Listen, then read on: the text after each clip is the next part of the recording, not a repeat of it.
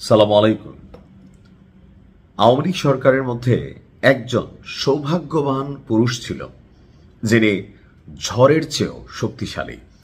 অর্থাৎ কথা বলছি আমাদের বাংলাদেশের বর্তমান যিনি রাষ্ট্রপতি, আওয়ামী লীগ সরকারের সময় নিয়োগপ্রাপ্ত শাহাবুদ্দিন চুপ্পু ভাই। আওয়ামী লীগ পালাই গেছে, অনেক নেতারা অনেক বিপদে পড়ছে, কিন্তু মান সম্মান গৌরব নিয়ে অনেক ঝড় ঝাপটা সাইক্লোন মহা বা মব টপ সবকিছুর পরে যিনি টিকে আছেন তার নাম হচ্ছে রাষ্ট্রপতি শাহাবুদ্দিন চুপ্পু। তো সর্বশেষ শাহাবুদ্দিন চুপ্পুর একটা বক্তব্যকে কেন্দ্র করে বিএনপি এবং জামাতের মধ্যে সংসদ থেকে শুরু করে মাঠ পর্যায়ে এসেও যেই ঘটনাগুলো ঘটছে, তো কেউ কেউ বলছেন যে রাষ্ট্রপতির এক ভাষণে বিএনপি জামাতের মধ্যে একই খেলা শুরু হলো, বা বিএনপি জামাতকে কি রাষ্ট্রপতি লাগাই দিলেন? না, তিনি আসলে লাগান নাই, তিনি তার বক্তব্য দিয়েছেন। তার এই বক্তব্যকে কেন্দ্র করে সংসদে যেমন ওই দিন বিশৃঙ্খলা ঘটেছে, এর পাশাপাশি ঠাকুরগাঁওয়ের রানী শঙ্কৈল উপজেলায় রাষ্ট্রপতির ভাষণকে কেন্দ্র করে তর্কের জেরে বিএনপি এবং জামাত নেতাকর্মীদের মধ্যে ব্যাপক সংঘর্ষ ঘটেছে। আমার দেশ পত্রিকা যে প্রতিবেদনটি করেছে সেখানে দেখানো হয়েছে যে এই ঘটনায় 4 জন গুরুতর আহত হয়েছে।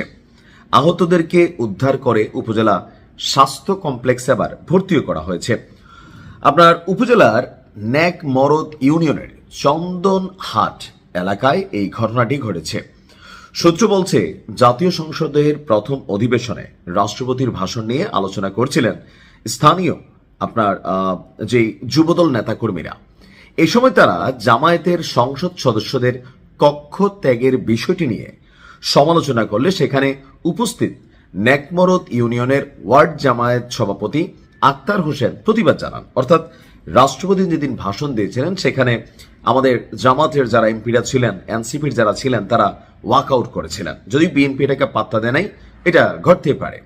তো এই বিষয়টা নিয়ে যখন চায়ের টেবিলে বক্তব্য হচ্ছিল, তখন সেখানে উপজেলা জামাতের যিনি সভাপতি তিনি আবার এটার প্রতিবাদ জানান। এই নিয়ে উভয় পক্ষের মধ্যে তর্ক বিতর্ক শুরু হয়। এক পর্যায়ে উত্তেজনা বাড়লে উভয় পক্ষের লোকজন জড়ো হতে থাকে, এমনকি দিন শেষে যে যার যার মতো করে সেখানে সংঘর্ষে জড়িয়ে পড়ে। সংঘর্ষে বিএনপি নেতা আরিফুল ইসলাম, ফারুক, রুবেল এবং জামায়াত নেতা আক্তার হোসেন আহত হন। স্থানীয়রা তাদের উদ্ধার করে দ্রুত রানী শঙ্কৈল উপজেলা স্বাস্থ্য কমপ্লেক্সে ভর্তি করে। এরপর এলাকায় উত্তেজনা ছড়িয়ে পড়ে। যেহেতু দুই দলই সরকারি আছে, তো পুলিশ আপনার ঘটনাস্থলে পৌঁছায় এবং পরিস্থিতি দ্রুত নিয়ন্ত্রণে আনে। এরপর তিনি বিএনপি নেতা আরিফুল ইসলাম 7 জনের নাম উল্লেখ করে থানায় একটি মামলা দায়ের করে।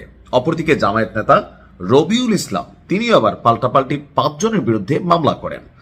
পুলিশ আবার হাসপাতালে শয্যাশায়ী অবস্থায় জামাত ইসলামের নেতা আক্তারুল ইসলামকে গ্রেপ্তার করে বা গ্রেপ্তার দেখিয়েছে।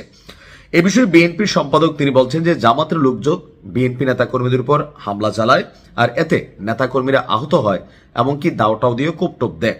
একজনের মাথায় 10টি সেলাই দিতে হয়েছে। বিষয়টিকে দলীয়ভাবে পর্যবেক্ষণ করা হচ্ছে। অপরদিকে জামাত ইসলামের প্রেস সেক্রেটারি তিনি বলছেন, আমাদের কর্মীরা মাথা ফেটে 10 সেলাই হয়েছে। এরপরও তাকে হাসপাতালে ভর্তি অবস্থায় পুলিশ গ্রেফতার দেখিয়েছে, যা অমানবিক। তো আসলে এখন সরকার পড়ছে বিপদে, পুলিশও পড়ছে বিপদে, যে কোন দিকে যাবে আর কোন দিকে যাবে না। তো সবকিছু মিলিয়ে আমার কাছে মনে হয় যে রাষ্ট্রপতি তিনি আসলে বিএনপি জামাতের মধ্যে এমন লাগান লাগাই দিচ্ছেন এক বক্তব্য দিয়া, যদি এখানে তার কোনো দোষ নাই, কিন্তু পলিটিক্যাল পয়েন্ট অফ ভিউতে সংঘর্ষ হয়ে গেছে। ভালো থাকবেন। আসসালামু আলাইকুম।